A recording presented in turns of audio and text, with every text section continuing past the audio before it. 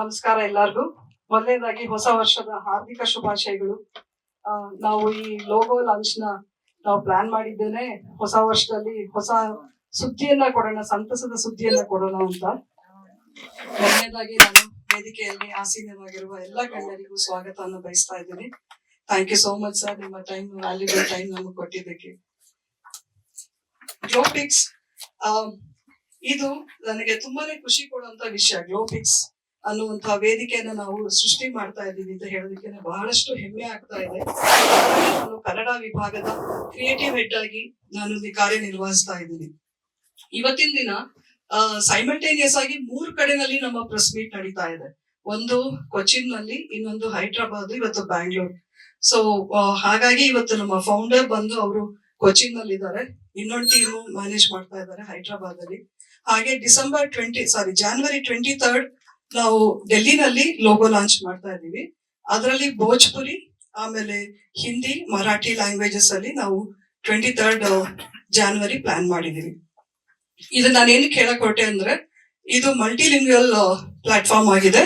So ಗ್ಲೋಪಿಕ್ಸ್ ಅಲ್ಲಿ ನಮಗೆ ಕನ್ನಡ ಇದರದ ವಿಭಾಗಕ್ಕೆ ನಾನು ಕ್ರಿಯೇಟಿವ್ ಹೆಡ್ ಆಗಿ ಕಾರ್ಯನಿರ್ವಹಿಸ್ತಾ ಇದ್ದೀನಿ.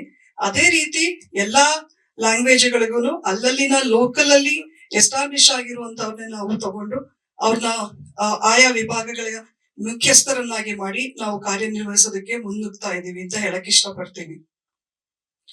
ಗ್ಲೋಪಿಕ್ಸ್ ಫೌಂಡರ್ ವಿನ್ಸಿ ಹಾಗೂ ಕೋ ಫೌಂಡರ್ ಅನಿತಾ ಅವರ ಮಾರ್ಗದರ್ಶನದಲ್ಲಿ ಈ OTT ವೇದಿಕೆ ದೇಶದ ಬಹುಭಾಷಾ ಮನೋರಂಜನಾ ಕ್ಷೇತ್ರವನ್ನು ಹೊಸ ಮಟ್ಟಕ್ಕೆ ಏರಿಸುವ ಉದ್ದೇಶವನ್ನು ಹೊಂದಿದೆ.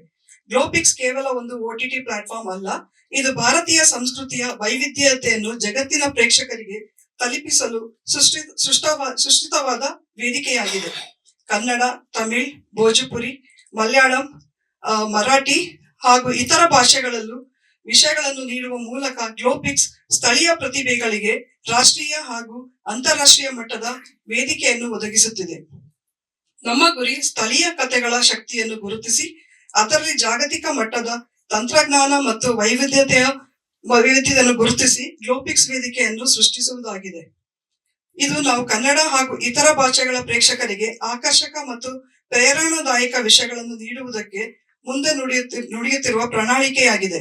ಸಂಸ್ಥಾಪಕರಾದ ವಿನ್ಸಿ ಹಾಗೂ ಅನಿತಾ ಅವರ ದೃಷ್ಟಿಕೋನದ ಮೂಲಕ ಗ್ಲೋಪಿಕ್ಸ್ ಕಥೆಯ ತಾಕತ್ತನ್ನು ಬಳಸಿಕೊಂಡು ಜನಾಂಗ ಮತ್ತು ಸಂಸ್ಕೃತಿಗಳನ್ನು ಒಗ್ಗೂಡಿಸುವ ಉದ್ದೇಶವನ್ನು ಹೊಂದಿದೆ. ಅವರ ನೇತೃತ್ವದಲ್ಲಿ ಗ್ಲೋಪಿಕ್ಸ್ ಭಾರತೀಯ ಮನೋರಂಜನೆಗೆ ಹೊಸ ದಿಕ್ಕನ್ನು ತೋರಿಸುತ್ತಿದೆ. 2025 ಮೇ ತಿಂಗಳಲ್ಲಿ ಗ್ಲೋಪಿಕ್ಸ್ ಲಾಂಚ್ಗೆ ಸಿದ್ಧಾಗುತ್ತಿದ್ದು, ಈ ಅದ್ಭುತ ಪಯಣದಲ್ಲಿ ನೀವು ನಮ್ಮ ಜೊತೆಯಾಗಿರಬೇಕೆಂದು ನಾವು ಕೋರುತ್ತಿದ್ದೇವೆ. ಹಾಗೂ ನಮ್ಮ ಕಥೆಗಳನ್ನು ಜಗತ್ತಿನಾದ್ಯಂತ ಪ್ರೇಕ್ಷಕರ ಹುದ್ದೆಯನ್ನು ಗೆಲ್ಲುವಂತೆ ಮಾಡಲು ನೀವು ಎಲ್ಲರೂ ಹರಸಬೇಕು ಎಂದು ಕೇಳಿಕೊಳ್ಳುತ್ತಿದ್ದೇನೆ.